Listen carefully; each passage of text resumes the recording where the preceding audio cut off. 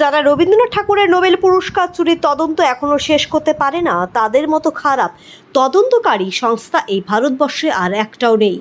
ওরা তোতা পাখি, ওরা কেন্দ্রীয় সরকারের নেতা মন্ত্রীদের ইশারায় চলে। ওরা ইচ্ছে করে তদন্তে ঢিলামি করছে যাতে করে বিজেপি এবং বামেদের আন্দোলন ও রাজনীতি করতে সুবিধা হয়। আরজিকর কাণ্ডে অভিযুক্তের শাস্তির দাবিতে কোচবিহারে তৃণমূল কংগ্রেসের মিছিল ও অবস্থান বিক্ষোভ থেকে কেন্দ্রীয় তদন্তকারী সংস্থা সিবিআইকে এভাবেই ভৎসনা করলেন উত্তরবঙ্গ উন্নয়ন দপ্তরের মন্ত্রী উদয়ন গুহ। এদিন বক্তব্য রাখতে গিয়ে মন্ত্রী বলেন, কেন্দ্রীয় তদন্তকারী সংস্থা সিবিআই ইচ্ছে প্রণোদিতভাবেই তদন্তে ঢিলেমি করছে যাতে করে বিরোধীদের রাজনীতি ও আন্দোলন করতে সুবিধা হয়। পাশাপাশি সিবিআইয়ের বিগত দিনে তদন্তের খতিয়ান তুলে ধরে মন্ত্রী। তিনি বলেন, যারা রবীন্দ্রনাথ ঠাকুরের নোবেল পুরস্কার চুরির ঘটনা এখনো পর্যন্ত তদন্তে শেষ করতে পারে না, তাদের মতো খারাপ সরকারি তদন্তকারী সংস্থা গোটা ভারতবর্ষে আর একটিও নেই। এর পাশাপাশি বেশ কিছু সংবাদ মাধ্যমকেও তুলনা করেন মন্ত্রী উদয়ন গুহ।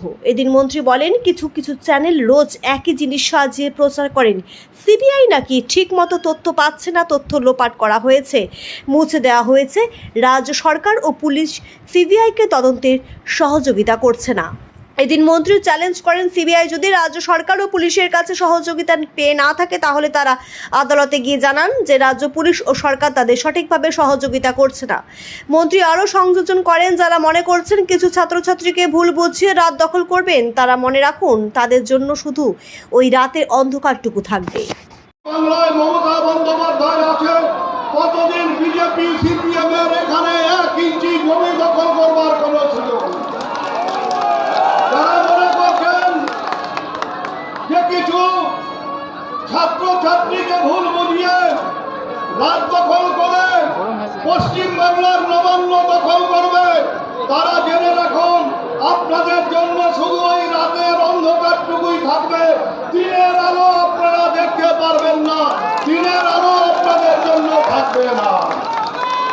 আমাদের একটাই দাবি, রাজ্য সরকারের উপর যারা ভরসা রাখেননি, রাজ্য পুলিশের উপর যারা ভরসা রাখেনি, ঘটনার 24 ঘন্টার মধ্যে রাজ্য পুলিশ একজনকে গ্রেপ্তার করেছে, কিন্তু আজ 11 দিন হয়ে গেল এই মামলা সিবিআইয়ের হাতে গেছে, 1 থেকে আর 2 হয়নি। সিবিআই নাম তো শেখেনি, সিবিআই অঙ্ক শেখেনি, ওরা 1 কে আর 2 করতে পারে না। ওরা রবীন্দ্রনাথের নোবেল উদ্ধার করতে পারে না, ওদের কাছে গাদা গাদা মামলা পড়ে থাকে। ওরা কেন্দ্রীয় মন্ত্রীদের ইশারায় চলে, ওরা তোতা পাখি। কেন্দ্রীয় নেতারা যা শিখিয়ে দেবে তার বাইরে ওদের কিছু করার ক্ষমতা নেই। ওরা এই তদন্তকে ধীরে ধীরে চালিয়ে নিয়ে এখানে বিজেপি সিপিএমদের সুযোগ করে দিতে চায় আন্দোলনকে আরো জোরদার করবার, আন্দোলনকে গ্রামে গঞ্জে পৌঁছে দেবার। গ্রামের মানুষের আন্দোলন কাকে বলে, গ্রামের মানুষ কিভাবে মমতা বন্দ্যোপাধ্যায়ের পাশে আছেন, আজকে কুচবিহারের এই মহাসমাবেশ সেটাকে প্রমাণ করে দিয়েছে। আমার বক্তব্য খুব সংক্ষিপ্ত বক্তব্য।